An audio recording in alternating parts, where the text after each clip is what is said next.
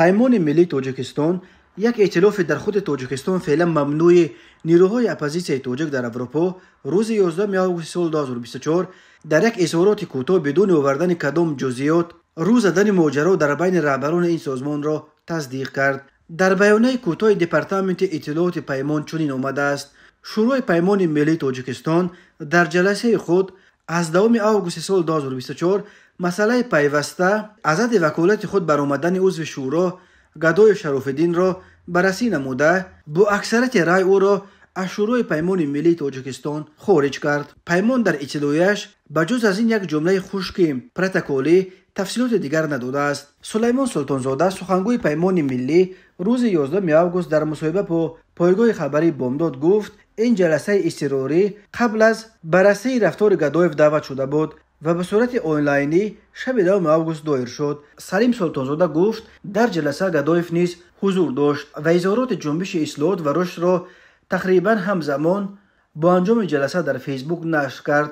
سلطانزاده گفت به برخی دلیل‌ها مشخصاً با چه اقدام‌های از وکالت‌های خود برآمدن از طرف گدایف را شرط دادن نمی‌تواند، ولی گفته می‌توانم که مسئله به حفظ مستقلیت پیمان ملی ربط دارد، تاکید کرد سخنگوی پیمان ملی.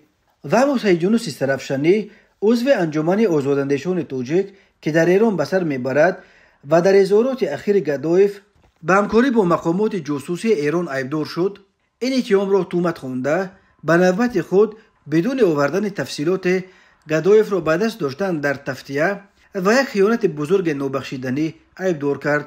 او در فیسبوکش نوشت جناب شراف‌الدین گدایف به خاطر ادراک یک خیانت بسیار بزرگ و نابخشیدنی از صف پیمان ملی تاجیکستان بیرون کرده شد. سلیم سلطانزاده نیز درباره در کدام تفتیه یا خیانت دست داشتن گدایف را شرح نداد، ولی گفت اخراج او به هیئت شورای ملی به طلب استعفای کبیری یا التیماتوم گذاشته‌اش ربطی ندارد. گدایف و برخی اعضای دیگر شورا قبلا هم مسئله استعفای کبیری را مطرح کرده بودند.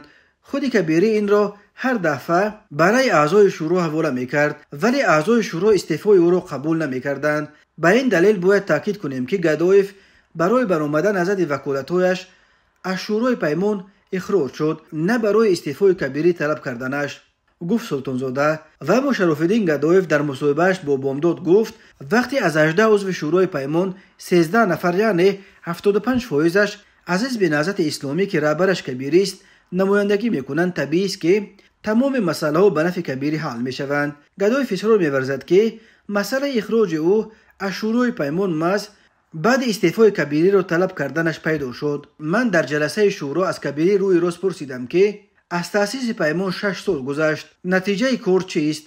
پیمان در 6 سال یگان بار انجمن حساباتی و انتخاباتی دایر نکرد. پیمان حتی سامانه خودش را ندارد. عملا نتیجه کارش هیچ است. من طلب کردم که بگذار کبیری برود و به جایش نفران جوانتر روی کار بیایند. به نظر ما رهبریت پیمان باید هر سال نو کرده شود، چون که رهبری یک رنگ دیکتاتور و شخص پرستی را به وجود آورده سازمان را به مرداب تبدیل می‌دهد. همین طور هر سازمان عضو پیمان باید نمایندگی برابر داشته باشد، نه اینکه 75% از حزب کبیری و برای بقیه همگی 25%، گفت گدایف. سلیم سلطانزاده برخی ایرادهای گدایف از جمله در مورد انجمن و سامانه پیمان را قبول کرد و گفت سامانه پیمان ملی در صدد ساخته شدن است و باید روزهای نزدیک به کار درآید. در مورد نمایندگی برابر سازمان‌های عضو پیمان سلطانزاده گفت در آغاز این پاریته نسبتاً رعایت می‌شد، ولی به تدریج با موافقت خود اعضای شورا از جمله گدایف افراد نوی به صف شورا پذیرفته شدند و در نتیجه ترکیب شورا خیلی تغییر یافت. اما گمان نمی‌کنم که 75% تنها اعضای نهضت باشد. گدایف برای مثال استرافشانی را نهضتی خوانده است، ولی او یگان وقت از جمله در گذشته نیز عضو حزب نهضت نبود، میگوید سخنگوی پیمان ملی. در شبکه‌های اجتماعی درباره سبب‌های اصلی این بزرگترین بحران در رهبری پیمان ملی فرضیه‌های مختلف صدا می‌دهند. برخی در این قضیه دست مقامات ویژه روسیه، برخی قدرت‌های دیگر را می‌بیند. برخی اسیان گدایف را به تحولات اخیر در عرش سیاسی تاجیکستان از جمله به پرونده پر سر و صدای سید جعفر عثمانزاده که به غصب حکومت عیبدار می شود ربط می دهند و این هم در حالی است که جنبش گدایف و کبیره و پیمان ملی برای اجرای شرطهای خود 72 ساعت یعنی 3 روز وقت داده تهدید کرده است که در صورت اجرا نشدن طلب‌هایش از صف پیمان ملی پرره اخراج می شود.